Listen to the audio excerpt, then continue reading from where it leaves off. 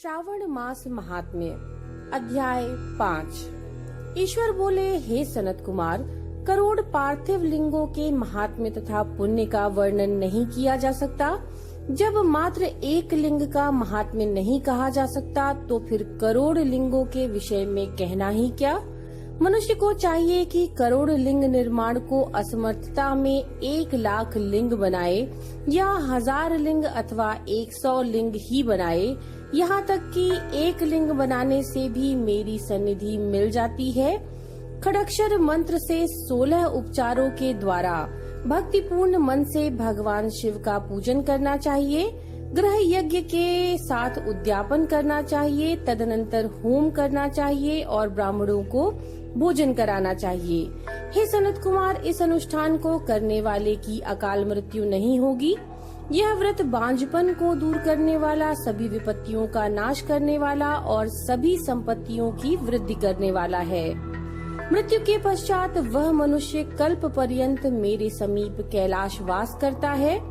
जो मनुष्य श्रावण मास में पंचामृत से अभिषेक करता है वह सदा पंचामृत का पान करने वाला, गोधन से संपन्न, अत्यंत मधुर भाषण करने वाला तथा त्रिपुर के शत्रु भगवान शिव को प्रिय होता है। जो इस मास में अनोदन व्रत करने वाला तथा हविष्यान्न ग्रहण करने वाला होता है वह व्रीहि आदि सभी प्रकार के धान्यों का अक्षय निधि स्वरूप हो जाता है। पत्तल पर भोजन करने वाला श्रेष्ठ मनुष्य सुवर्ण पात्र में भोजन करने वाला तथा शाक को त्याग करने से शाक करता हो जाता है। श्रावण मास में केवल भूमि पर सोने वाला कैलाश में निवास प्राप्त करता है और इस मास में एक भी दिन प्रातः स्नान करने से मनुष्य को 1 वर्ष स्नान करने के बराबर फल का भागी कहा गया है। इस मास में जितेंद्रिय होने से मनुष्य को इंद्रिय बल प्राप्त होता है।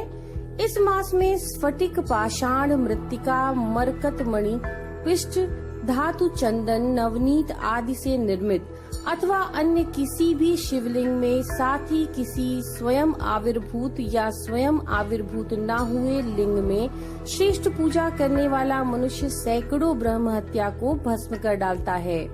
किसी तीर्थ क्षेत्र में सूर्य ग्रहण या चंद्र ग्रहण के अवसर पर 1,00,000 जप से जो सिद्धि प्राप्त होती है वह इस माह में एक ही बार जप से हो जाती है। अन्य समय में जो 1000 नमस्कार और प्रदक्षिणाएं की जाती हैं उनका जो फल होता है वह इस मास में एक बार करने से प्राप्त हो जाता है। मुझको प्रिय इस श्रावण मास में वेद पारायण करने पर सभी वेद मंत्रों की पूर्ण रूप से सिद्धि हो जाती है। श्रद्धा युक्त होकर इस मास में 1000 बार पुरुष सूक्त का पाठ करना चाहिए अथवा कलयुग में उसका 4 गुना यानी 4000 पाठ करना चाहिए अथवा वर्ण संख्या का 100 गुना पाठ करना चाहिए अथवा यदि यह करने में असमर्थ हो तो आलस्यहीन होकर मात्र 100 पाठ करना चाहिए। ऐसा करने वाला ब्रह्म हत्या आदि पापों से मुक्त हो जाता है, इसमें कोई संदेह नहीं है। गुरु पत्नी के साथ संसर्गजन्य पाप के लिए यह महान प्रायश्चित है। इसके समान पुण्यप्रद, पवित्र तथा पापनाशक कुछ भी नहीं है। पुरुष सूक्त के जप के बिना इस मास में एक भी दिन व्यतीत नहीं करना चाहिए। जो मनुष्य इस फल को अर्थवाद कहता है वह नरकगामी होता है। इस महीने में समिधा, चरु, तिल और घृत से ग्रह यज्ञ होम करना चाहिए। शिव के रूपों का भली भांति ध्यान आदि करके धूप, गंध, पुष्प, नैवेद्य आदि से पूजन करना चाहिए और अपने सामर्थ्य के अनुसार कोटि होम, लक्ष्य होम अथवा 10 सहस्त्र होम करना चाहिए। व्याहृतियों ओम भू, ओम भुवः, ओम स्वः के साथ तिलों के द्वारा भी यह ग्रह यज्ञ नामक होम किया जाता है। हे सनत कुमार, इसके बाद अब मैं वारों के व्रतों का वर्णन करूंगा, आप सुनिए।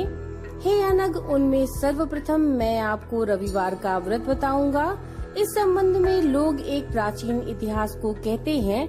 प्रतिष्ठानपुर में सुकर्मा नामक एक द्विज था। वह दरिद्र, कृपण तथा भिक्षावृत्ति में लगा रहता था।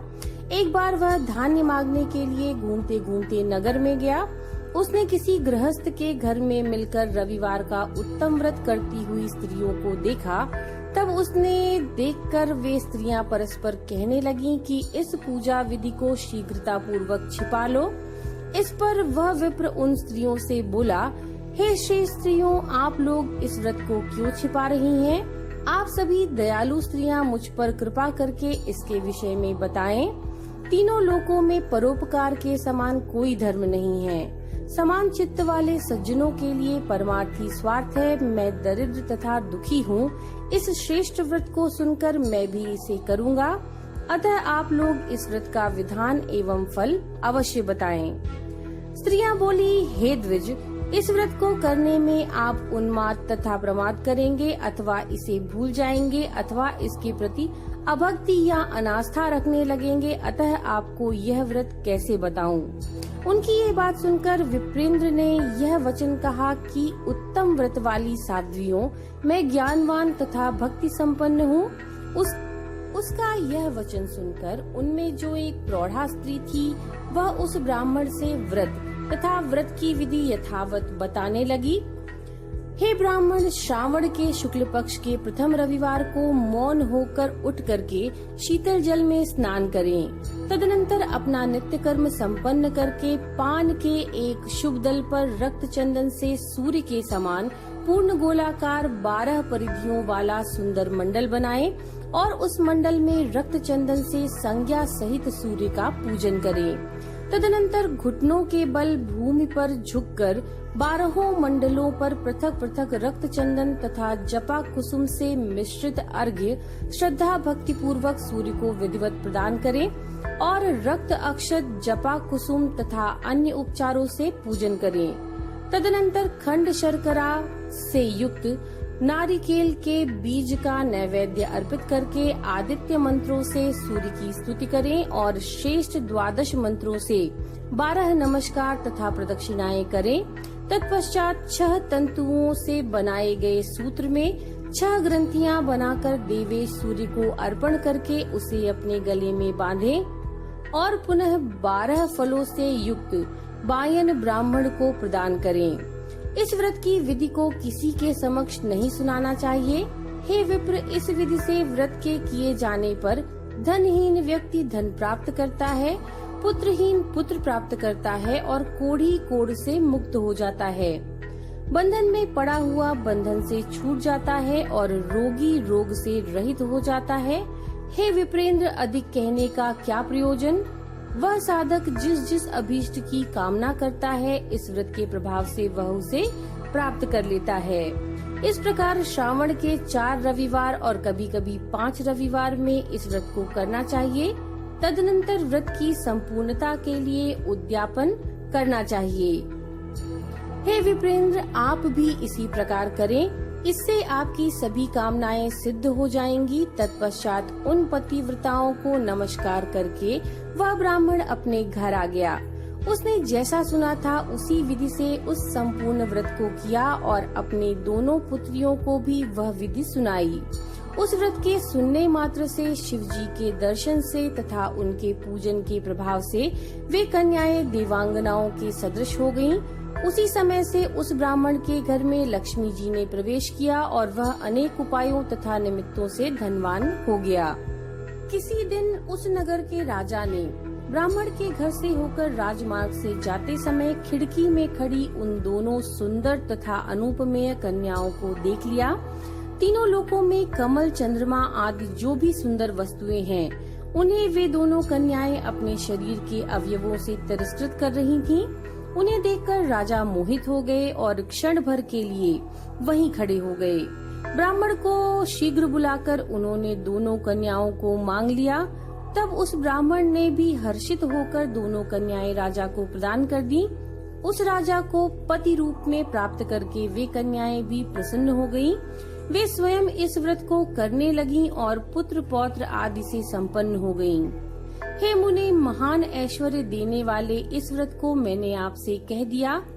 हे विधिनंदन, जिस व्रत के श्रवण मात्र से मनुष्य सभी मनोरथों को प्राप्त कर लेता है, उसके अनुष्ठान करने का फल का मैं कैसे वर्णन करूं?